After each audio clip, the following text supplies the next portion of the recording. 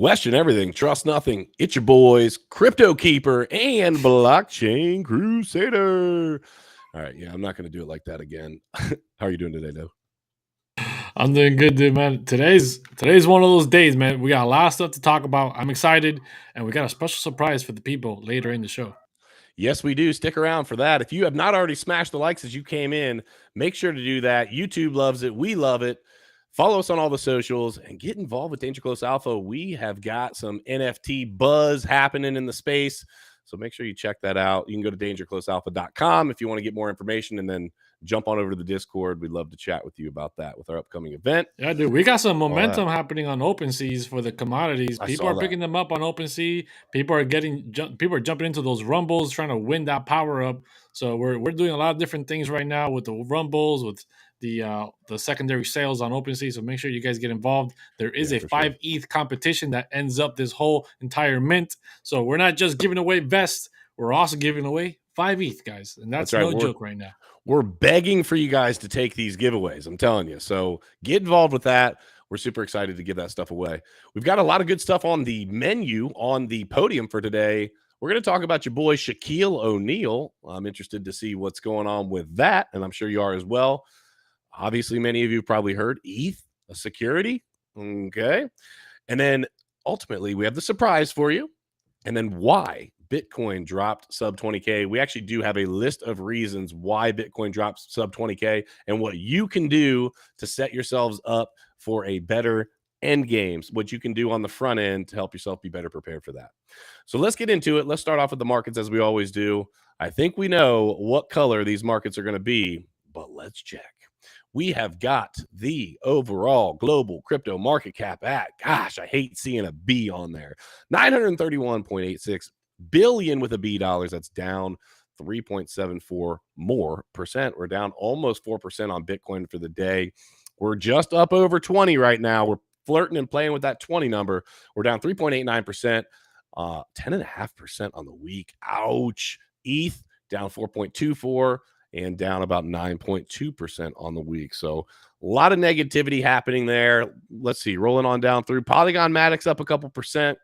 And I don't know how, but Solana's up 0.6. There's been a small, maybe they were up today. Maybe they're actually bounce. Not down. What's that? There's been a small bounce in the market. I can show that on some TA here real quick. Okay, cool. Yeah, let's check it out. So let's check this out here. Let me share my screen. Bam, slam. And here we go. So as you guys can see here on the daily, right? Nothing but down. I told you guys this 21,000 was going to be a revisited area. We hit it. We broke through it like it was butter and went straight down, dude. Like, look at this massive candle from 21 all the way to 20, like nothing. We broke down through there. We've kind of been trying to bounce back up and recuperate this area of 20,000, but we've been struggling here. But if you jump down into the 4 hour, you can see this is where the market recovery that you're seeing here from some of the altcoins is because we have back up, and now we're just kind of like, going a little bit sideways with Bitcoin, but the altcoins have had a small recovery due to this bounce right back up here on Bitcoin. But man, things are looking pretty ugly. I mean, let me tell you, nothing looking good here. And with all the FUD happening in the news, we're gonna be here for a while. Yeah. I don't think it's going to look pretty for a little while, but again, we're going to talk about it a little bit later. There are ways that you can capitalize on these dumps. I actually jumped on the phone early this morning with Crusader. He hadn't seen the continued dumpage that had happened, and his first response was cool. And that never used to be the response, especially when you first get into crypto, right? You look at your portfolio. I've talked about this many times before. You look at your portfolio, and for me, for a long, long time, my highest point was my new zero, and I only wanted to go up from there. But what I failed to recognize is that it just can't continue to do nothing but up and to the right. Everyone would love that, but it just can't do it. And so when we do have some of these drops, there's ways to capitalize on it. Again, we'll get into that. Let me say hi to the chat real quick. Who we got up in the house today? We have got Unforgettable Name. Listen, I think Unforgettable Name has got a plot in all this. Almost always, either him or John Connor are the first comment. So I think Unforgettable Name is gunning for a spot on the show at some point. I don't know. Keep sticking around, bro. We're excited that you're here. Secret Soul Society. We still don't know who that is, or at least I don't. Do you know who it is? Have you figured it out yet? No, I still don't know who that is. It is the mystery that we have not figured out yet. Puddles John Connor in the house. Good to see you guys. Tommy Gunn, Patricio. What's up, brother? Good to see you. We got Brett. Long and time no see, Alan man. Good to see Colley. you back. Yeah, it is good to see you back, dude. And then rounding out there, we got Diamond Sauce. So we're glad everybody's here. Let's have some Nobody's fun on panic the show today. selling. I asked the people, are you guys panic selling right now? And nobody is panic selling. 92% of people saying, no, we are not panic selling right now. Well, that's good news. Nobody wants to see that. That's another thing that will continue to hurt markets when people just get scared. So, yeah, let's take a look at this. Let's start off with Shaquille O'Neal. It says Judge Moles removing Shaq and Naomi Osaka from FTX lawsuits. Now, I have a confession to make. Maybe you know, but I don't. Who is Naomi Osaka? Do you know? I thought when I first read Naomi, I instantly thought of Wolf on Wall Street Naomi. I was like, oh wait, no, that's not the right Naomi. No, I don't think it is. Somebody in the chat, drop who Naomi Osaka is. I did not look this up. I saw it with Shaq, and that's who I was interested in talking about. I'm not sure who this other person is. So let's talk about it. So a judge in Florida. This is the only comment I care about right here. I sold my XRP. I sold my XRP. That's Alan. Alan says I sold my XRP. Listen, Alan is trolling you right now. Alan, great troll. Love it, brother. I know you didn't sell your XRP at 40 cents unless you got in at 38 and just, got yourself a little scalp. A federal judge in Florida is considering dismissing Shaquille O'Neal and Naomi Osaka from the FTX lawsuit as it's unclear whether the two had been served.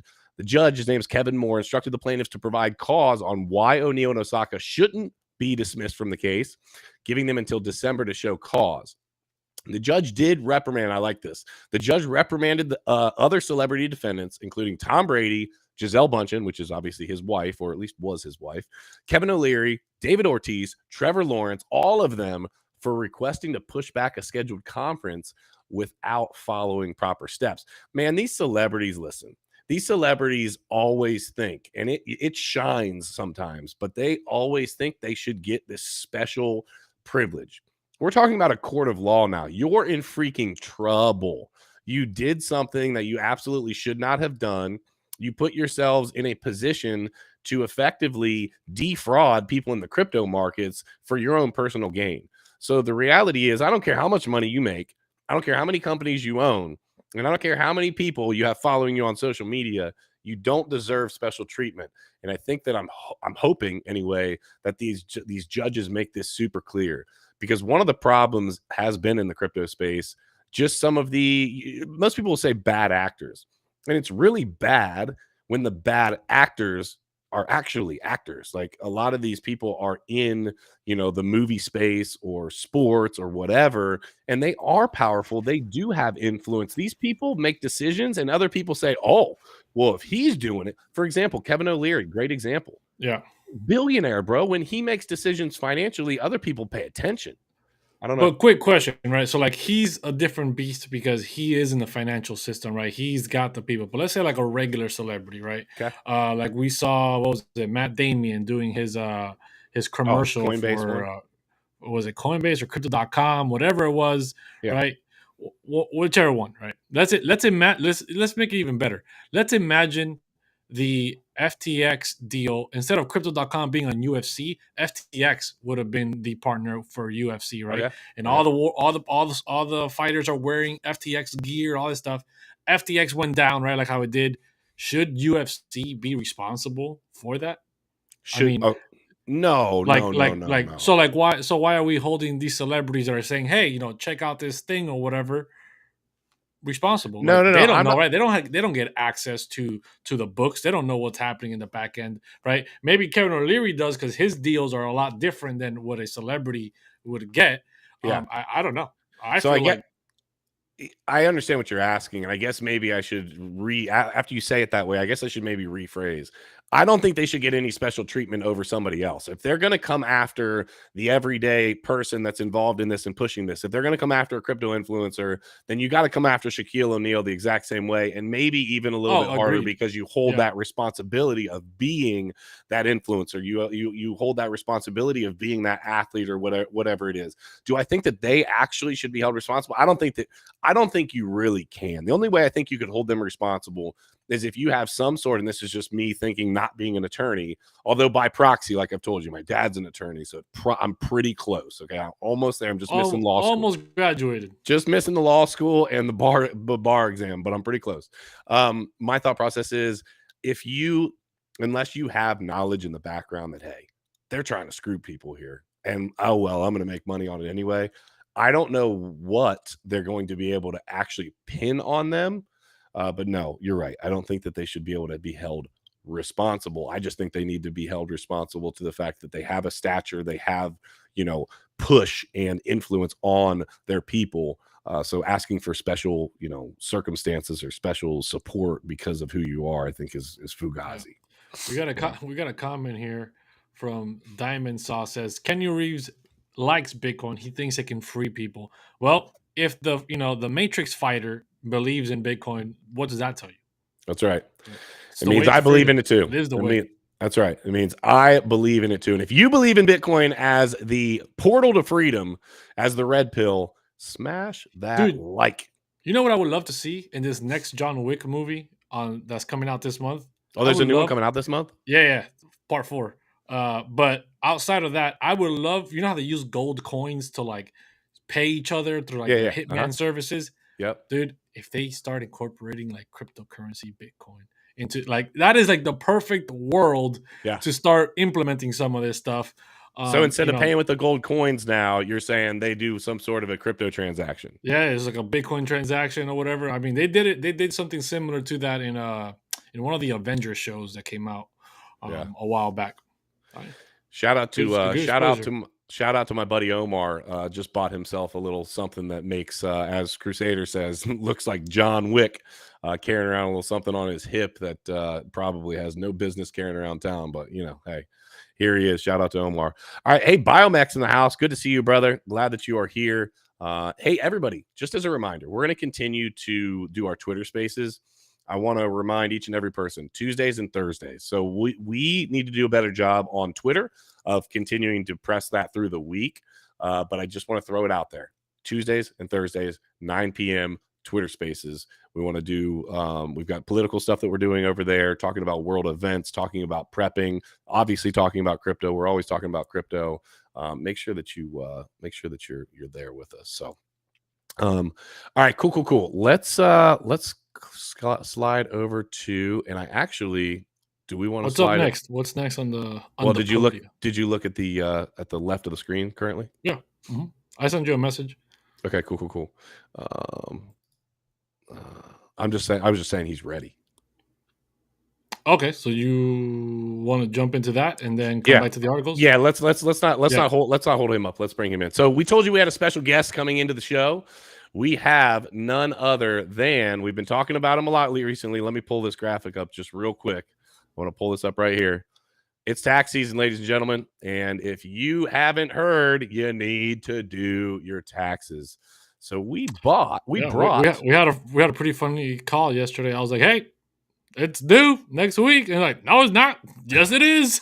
Surprise. Yeah, make sure you understand, or at least have an accountant that understands taxes, because depending on what kind of business you own, how many people are involved, partnership, LLC, not whatever. These are things that can matter of when the taxes are actually due. So let's talk about let's get Anthony Price on here. Let me pull him up here. Anthony Price, how you doing, brother? Doing great. How's everybody doing? Can you hear me okay? Where are you at? You got a beautiful background there, bro. I want to be there. Thank you. Absolutely. I'm out here in beautiful Sedona, Arizona. It's tax season, so we're holed up in the house, 12, 13 hours a day just doing taxes. So I wanted to at least have a nice view, have a nice little spot I can go walk for, 30 minutes, an hour a day before I go back into my cave and get some taxes done. I like it, dude. I like it. I'm in Taxco, Mexico. You said you're where? I'm in Taxco, Mexico. I was just reading the comment right there. I'm in Taxco, Mexico.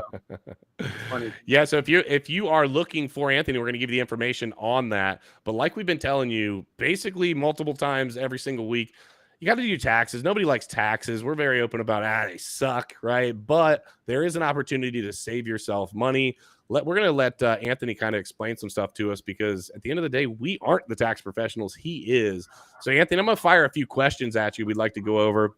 So right off the bat, why, if somebody says, what do I need a crypto CPA for? Why can't I just use a regular accountant? What would your response to that be? Well, if you have a CPA currently and you've gone and asked them, hey, will you do my crypto taxes? A lot of them will just say no because they don't really feel comfortable with it at all. And understand that with crypto, it's a completely different asset class than one we're used to seeing. Stocks, real estate, etc., where the United States, the government, all country governments need to completely create a new set of regulations around how it's taxed and regulated. So a lot of CPAs are currently uncomfortable with it. A lot of CPAs, right? The average age is about 55. They're going to be retiring over the next 10 years. It's really tough these days with also the dysfunction of the government and of the IRS. So most CPAs have no interest to even learn what a blockchain is, to even know what cryptocurrency is. So it's a special CPA that can really go and understand what crypto is, and specifically the taxation. You need to understand the nature and the substance of the transactions in order to help crypto investors determine how it should be taxed. So that's really an important thing when you're a crypto investor,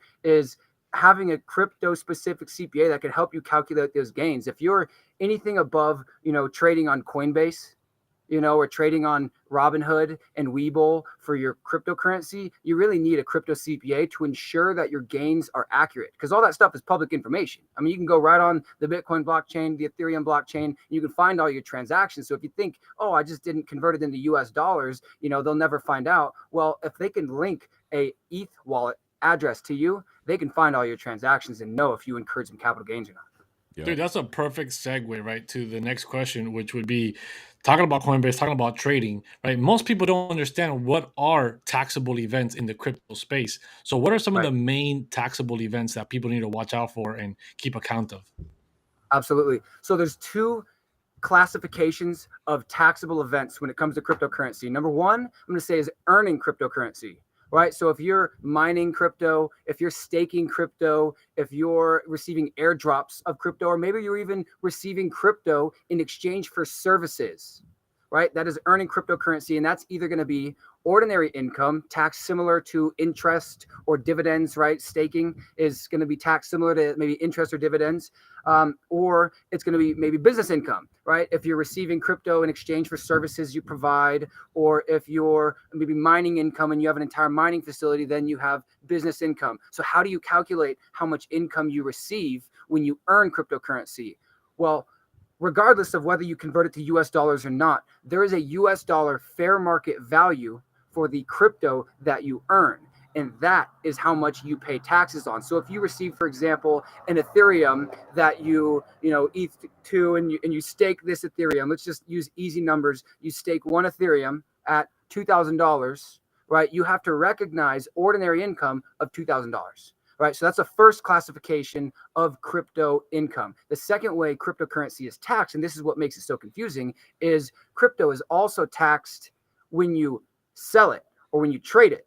Right. So I hear this a lot. Oh, I never converted my cryptocurrency into US dollars. There's no taxable transaction. Well, if you converted Bitcoin into Ethereum or Ethereum into any altcoin, then you actually had a US dollar equivalent trade in which you technically sold this cryptocurrency and you purchased another cryptocurrency. So you have to calculate the gain or loss from the moment you purchased the initial cryptocurrency to the moment you sold that cryptocurrency and converted it into another one. So when you sell cryptocurrency, whether it's into US dollars or whether it's into another cryptocurrency itself, that is also capital gains, where you take the basis, which is the purchase price. If you purchase it with US dollars, say you buy, Ethereum for $1,000 and then you sell it for $2,000, or you trade it for Bitcoin when it's worth $2,000, either way, you have a $1,000 capital gain, which is that $2,000 fair market value equivalent minus the $1,000 cost basis. So that's how you would calculate your capital gains. And that's the second classification of cryptocurrency income. That's so crazy. I think it's really good to understand, have somebody that understands that, because there are a lot of nuanced question marks in the space, and you'll hear influencers even give sometimes bad information on what that looks like. We always just try to point it towards the tax official, because towards the CPA, because at the end of the day, we're not. And there is a lot happening there that could ultimately affect your income. You know what I mean? Your overall dollars and cents at the end of the day, you know? Yeah, I've got some great stories. I mean, it's good to always add that disclaimer.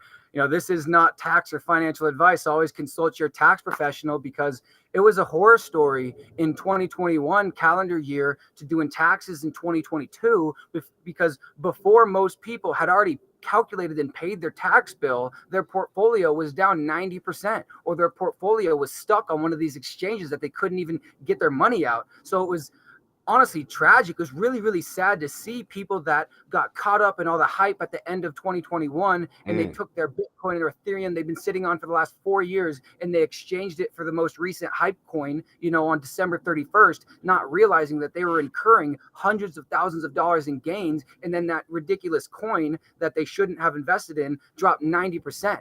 What are they left with? They're left with a tax bill bigger than their remaining portfolio. I saw that over and over again. Ooh. There's some serious horror stories. It's honestly sad. You really need to be thinking about crypto taxes before the end of each year, especially in a year when you do really well. You know, there's plenty of strategy in years where we have significant losses too, but it was some seriously sad stories, you know, doing crypto taxes this last year for 2021 in the bull market. And just to be clear, before we move on to the next question, Anthony, just to be clear, for someone that's a long-term hodler, somebody that is buying and just sitting on it, let's say I buy today and I don't sell that asset, I don't trade that asset, I don't convert it, I don't do anything with it for 5 years. There's no sort of gains incurred until that swap or transaction or whatever happens, correct? Exactly. So you can transfer it. Say you have it in your Coinbase and you go, I don't want to put it in a central exchange. I want to put it in my, you know, Exodus wallet. I want to put it in my Ledger or Trezor. Yeah. You can transfer it. You know, that's still owned by you. But the moment you trade it into another cryptocurrency, which, you know, it's controversial. You know, I get asked sometimes, what if I wrap the coin? It represents the same stake on the blockchain, et cetera. You know, it's controversial. This is exactly why, you know, the government has to release additional regulations, because it's simply unclear. But absolutely, if you've been holding on to it for 5 years, you can transfer it around as long as it stays in your name. But the moment you turn it into a different cryptocurrency, or the moment you turn it into US dollars, of course, you have a capital gain transaction. So the best advice I'm giving people now that really learned the hard way is think twice before you convert all your old Bitcoin into this new hottest, you know, altcoin. Yeah. That's a really good point. So as it relates to just kind of keeping track of things, I think one of the things that I have learned over the years, you know, I own other businesses, and organization is one of those things that you're either really good at it or you're just not, right? I got an ADD brain, right? What's a good way, or is there a best practices or a best way for people to be able to keep track of all of this, especially somebody that does you know, 1,000 trades in a year, and, you know, like actually is very, very active on the blockchain. Buying is there and best selling practices? NFTs, like all of it. Oh my gosh, of course.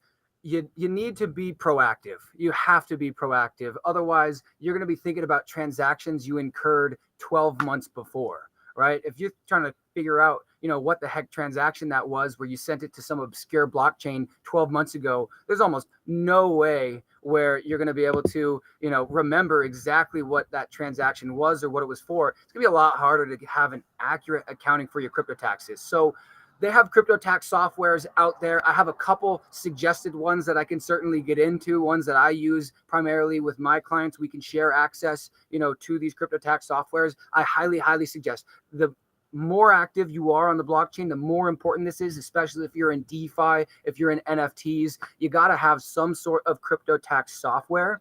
Some of them will only charge you when you go to print your tax report. Some of them charge you, you know, throughout the year to maintain, you know, your balance throughout the year. I highly suggest having a crypto tax software and connecting all of your accounts, all of your exchanges, all of your wallets beforehand, so that it imports all the transactions properly, and be monitoring it. You know, if we got to look at it for an hour, so I can give you suggestions as to what might be disconnected, any possible missing questions, or maybe even the best crypto tax software. Because if you're in DeFi versus if you're in NFTs, there can be different crypto tax softwares which are best for you. The point is, before you do your taxes, right? Throughout the year, right now, for calendar year 2023, you should be considering how you're going to do your crypto taxes. You should be connecting all of your exchanges, wallets, blockchains from the beginning of your crypto trading history to a crypto tax software. Quick follow-up before we move on to the actual next question. So let's say we're 3 months into the year already, right? Haven't been using any tax software. Can you connect that at any moment and it will read through the wallet's history and tell you, hey, all these months of transactions have occurred X amount? Or does it have to be on first and connected to then be monitoring your transactions? So it'll be different per exchange and wallet. Some exchanges are super convenient and you can import the transactions from the beginning of time. Some only go as far back as, January 1st, 2020. Remember, crypto has been like the wild, wild west. It wasn't regulated very well. So a lot of these exchanges were really poor at maintaining records. So unfortunately, taxpayers that were also pretty bad at maintaining records, it's going to be pretty hard to go back and calculate, and so sometimes we have to figure out the best and most reasonable methods to estimate, your cost basis where you got these cryptocurrencies. But for 2023, certainly it's going to be easy. It's going to be straightforward to import your transactions in your wallets. Sometimes you need to go, contact the exchanges and ask for the beginning of time history. And sometimes, you got a wallet like Voyager or you got Celsius, which it's going to be tough getting any kind of history from those exchanges at all. And we got to figure out the best method of acquiring that information and filing your taxes as accurately as possible. Yeah. Dude, perfectly said. Awesome for the clarification. So the next question is, right, you mentioned nightmares, right, of doing taxes, right? We talked about the software being proactive. So what's an example that you can give the people of a huge win for one of your clients and what you did to achieve that win for them? Absolutely. So a couple big wins we're able to achieve for our clients. Number one is in the calculation, because clients will go in and they'll import all their transactions. I put every wallet, every exchange, every single transaction in there, and it's calculating $100,000 in gains more than I was expecting. So what the heck is going on with that? And we go, all right, let's take a look. And we dive deep into their transaction history and we find that maybe some missing cost basis was not there. Some transactions were not linked years back or in the most recent year, or maybe we need to look at your inventory costing methods. The point is, the client comes to us saying, I don't know what to do. My gains are at $150,000. I don't think this is right, but if I can't get this fixed, I'm going to have to report $150,000 because I have no other reasonable basis in which I can estimate my crypto tax gains. And so we go deep into the transactions. We ask the client questions. We go and find where all these cryptos come from, where the basis is being calculated, and we're able to reduce their overall taxable gains with an amazing report sent right to the IRS, bring it down by $100,000 in gains. That's $30,000 in tax savings right there, right? Not only that, but now that we have clients that we've been working with for a couple of years now, we're able to be proactive. And based on their other tax information, maybe they're going to incur significant stock gains, right, from their stock portfolio, and they have significant unrealized losses in their crypto portfolio. And through proactive tax planning, we're able to come up with a strategy that saves them $50,000, $100,000 in taxes because we were able to offset the stock gains with the cryptocurrency losses. So that really is significant benefits we're able to get out of proactive tax planning and by bringing in a CPA when you're at your wit's end trying to calculate your own crypto taxes. Yeah, dude, it's so frustrating. I will tell you, I have frustrated many of an accountant. Okay, so one of the things that I do understand from having done taxes multiple times is that organization on our end, the client, is important as well. So let's say we have somebody, they jump off the stream, they're like, "Daggone, I didn't think about any of this. I need to get hold of Anthony like now." Okay. Yeah. What is something that what does the client need to bring to the table to make this an effective meeting with you? Because obviously nobody wants to waste anyone's time and it just will speed things up for everybody. What's the client bring to you to make this an effective meeting? Absolutely. So the most effective way we can advise clients is when we're really advising on their entire portfolio. We're advising on their entire, tax situation. We understand their business interests. We understand their other investments, your stocks, etc. Because if you're incurring gains over here, we could possibly pull some losses over here to offset that, right? So really being able to, comprehensively advise clients is the best value we're able to provide. When we're going to sit down and have a meeting to discuss your crypto taxes, let's talk simply preparation. All right. If we're going to accurately track your cost basis and calculate your crypto tax gains and losses, we're going to need, again, a comprehensive history of all of your crypto tax transactions. So what does that mean? That means we need every single little transaction you've ever incurred. Unless you have a wallet in which you purchased some Bitcoin, then you sold some Bitcoin in 2015, you never used it again, it was in and out, and none of it rolled over. All right, we can avoid that wallet. But if you have cryptocurrency, you bought it back in Mount Gox, and you got it out before it went down, and you transferred it into Coinbase, and then you moved it over to another wallet, your Exodus, and then into a ledger, right? We need all of those wallets so that we can link and we can transfer the bases into your current wallet. So we need a comprehensive history, which means before you come to the meeting, think about exactly which exchanges you've used, exactly which wallets you've used, and exactly which blockchains you've been trading on. Because if you use MetaMask, we don't just want to know that you've been using MetaMask, we want to know exactly which blockchains you were trading on as well. Because if you look at Ethereum, it might have the same wallet address as one of these other, like AVAX, right? But once you get onto a different exchange or a different blockchain, even in the same MetaMask wallet, it can have a completely different address. So if we don't check ourselves by making sure we know not only the DeFi wallets that you're using, but also the specific blockchains that you're trading on, right, then we can ensure that we have a comprehensive tax history. So that's by far the most important thing for simple preparation and feeling comfortable that we have a comprehensive tax report. But then if we're advising to help you save the most in taxes, we're going to want to know everything about your tax situation. Dude, that leads us directly into the next question, right? Which is not just how can people get better prepared for tax time, but how does these crypto taxes actually affect people and their personal taxes? Like most people think like, oh, there's a whole different thing for my personal, I'm okay. But what can you tell the people on how it actually works with their personal taxes? Right. So the majority of crypto investors are simply going to be filing their crypto taxes on what's called the Schedule D. The Schedule D reports your capital gains and losses. So understand that that aggregates with all of your other capital gains and losses, whether you're selling stocks, whether you're trading Forex, whether you're selling a rental property that year, right? Losses from your cryptocurrency, capital losses, can offset capital gains you're incurring in other asset classes, whether that's real estate or gold or stocks or Forex. So you need to understand that that is a possible strategy opportunity to save on taxes.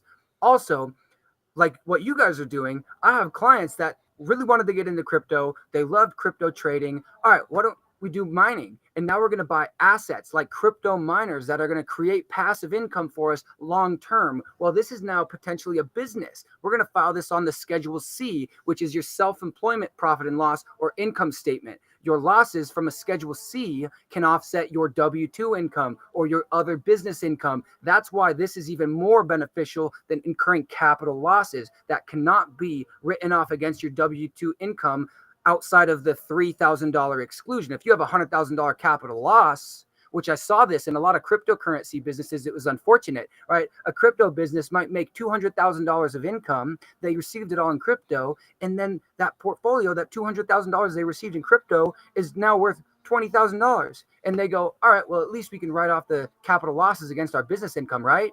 And I go, oof.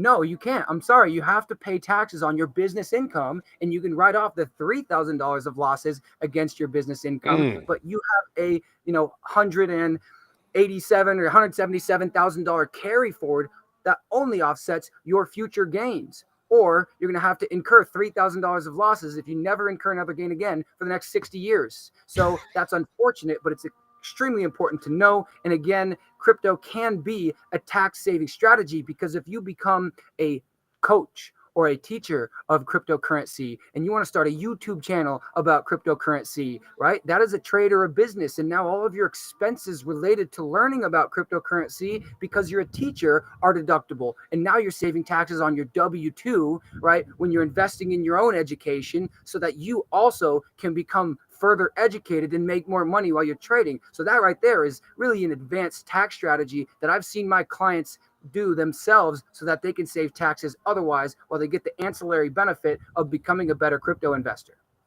Yeah, ladies and gentlemen, this is I didn't mean to cut you off. If you had something else to say, go ahead. I wasn't trying to cut you off.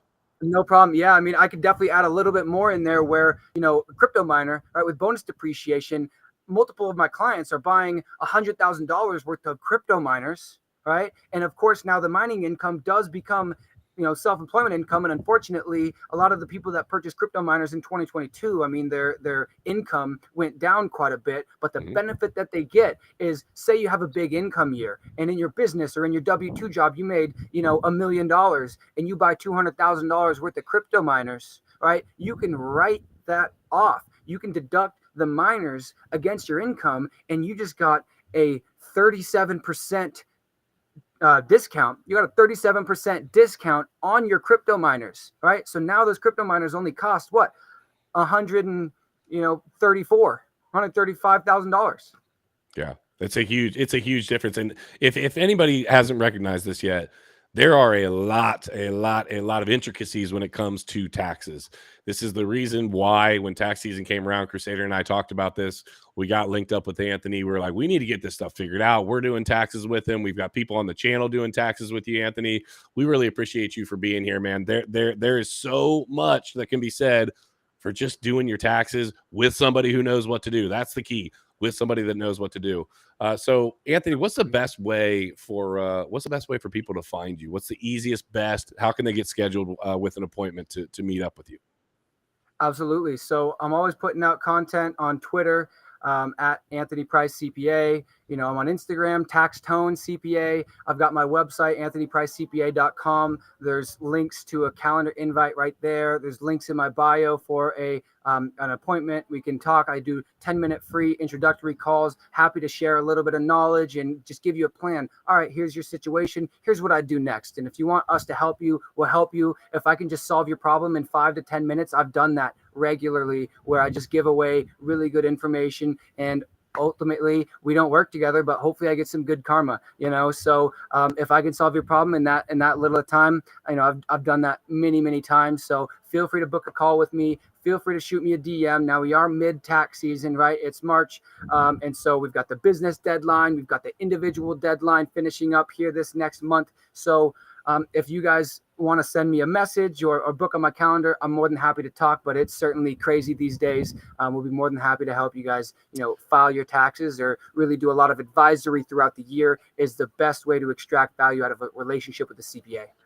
Man, we really appreciate you for coming on. We're looking forward to continuing our work with you. Dude, you have been nothing but a blessing. Every single person in here I know gained something. If you were watching the stream and you came in late, you got some free tax stuff going on throughout the stream. So go back, check it out. We appreciate you for dropping all this knowledge, Anthony. I hope you have a wonderful day. And let's keep killing it on the tax game for crypto. We appreciate it, man.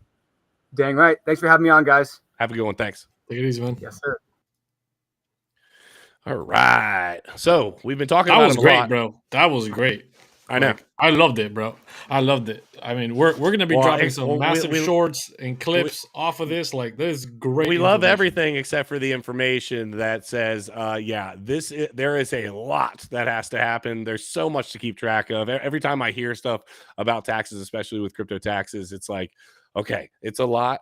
But that's why we want you to have somebody that knows what they're doing. Because literally, I'm telling you right now, my accountant told me, my accountant for my other business, I'm flipping things over to Anthony because my accountant told me, he's like, hey, man, all this crypto stuff, like, I kind of know, but I don't know. I started to talk to him about NFTs, and he was like, you might want to call Anthony because I'm not so sure. Yeah, dude, exactly, right? I was doing my taxes yesterday, right, for my business and my personal and stuff, and they were like, yeah, just send me whatever your crypto tax guy has on over when you guys are done with that, because I don't even want to touch any of that. Yeah, exactly. So, guys, just make sure just talk with him. Listen, it's a 10-minute free introduction, and maybe yours is a simple fix.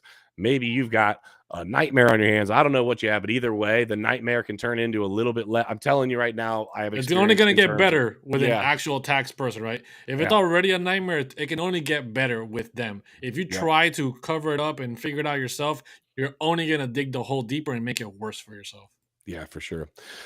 All right, so let's jump back into the articles. Yeah, let's jump back in here. Let me see, where were we? Can you tell me why Bitcoin's dumping? Yes, I know you got some articles telling me about why Bitcoin's dumping. I think the people need to know. I do. Let's tell the people what they need to know. So Bitcoin, as we know, well, maybe some of you know this, but it suffered its worst performance since November, with a 2.1% fall on Friday and an 8% fall on Thursday, which dropped it to 20 or sub 20. Dun, dun, dun. Dun, dun, dun. We have got a reason for that. Well, there's a few things, actually. So New York Attorney General Letitia James sued the exchange KuCoin, which many people knew that was happening, right, for selling, quote, unregistered securities. Okay, how is that going to affect things? Well, it affects things because they are saying, and this is going to go up to the Supreme Court moving from here, just for clarity, for everyone that's wondering, they're saying ETH is a security. And leave it to New York, bro. I said this in a TikTok. Leave it to New York to screw up a perfectly good thing, right? Leave it to, if you live in the state of New York, go ahead and smash that dislike on the thing, because I'm telling you, your state's a little wonky sometimes, I got to tell you. But it's wild because the CFTC literally came out like 2 days before saying Ethereum is a commodity, not a security. So who's telling the truth? Yeah, exactly. Who's telling the truth? They're literally all over the place, and we don't really know like who's telling the truth. The answer is we don't know, and the government's just going to decide. Well, we think this, we think that, and that's part of the reason why we're seeing a crypto sell-off. People are freaking nervous, right? We've had a sell-off in equities. This is part of it too. We had your boy Sleepy Joe Biden propose. He proposed a phase-in 30% tax on the electricity used in crypto mining, citing, quote, its hindrance to a low emission energy future. Now, listen, you guys have heard us say this 1,000 times. This is a no story. Why is this a no story? Because all the Bitcoin mining in the whole freaking world uses less energy than the dryers in the United States. So are we going to stop drying our clothes, ladies and gentlemen? No, get the heck out of here. This is bull. So I saw a tweet about this that brought up a very good point about why this is something we need to pay close attention to. So let me share the tweet here so that people can get the credit that they deserve. Here we go. So Dennis Porter, right, he retweeted, right, the same thing about Biden, right, proposing a 30% tax on electricity used for Bitcoin.